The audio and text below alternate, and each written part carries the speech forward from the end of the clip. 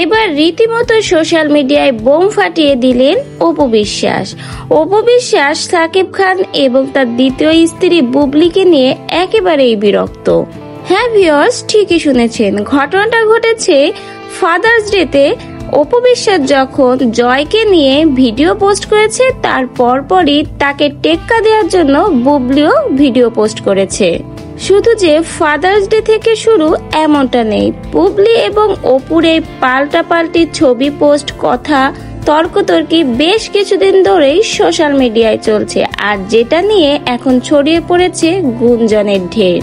তবে এবার যেন অপু বিশ্বাস রেগে বোম হয়ে গেলেন। সে এবার রেগেই তার পোস্টে সবকিছু ক্লিয়ার করেছেন। অপু বলেছেন, আমি একজন মা হিসেবে আমার ছেলের সুস্থ বিকাশের জন্য আমি এবং সাকিব মিলে আমার ছেলেকে সময় দিই। আমি কখনোই প্রতিযোগিতায় নেমে বাবা এবং ছেলের এই সুন্দর মুহূর্তগুলো ছড়িয়ে বেড়াইনি বা শেয়ার করিনি। আর পোস্টে শুধুমাত্র এই কথাগুলো লেখেই অপু থেমে থাকেনি, তার এবং সাকিব খানের সুন্দর একটা ছবিও শেয়ার করেছেন।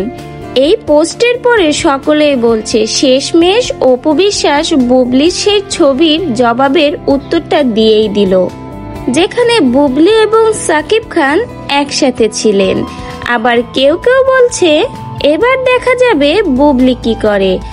অপু ভক্ত প্রেমীরা বলছে অপু এবং সাকিব যেন একসাথে থাক, তাদেরকে একসাথে ভালোই লাগে, খুব সুন্দর মানিয়েছে, খুব সুন্দর একটা পরিবার তাদের। তো ভিউয়ার্স, আপনি কি চান অপু বিশ্বাস এবং সাকিব খান একসাথে থাকুক?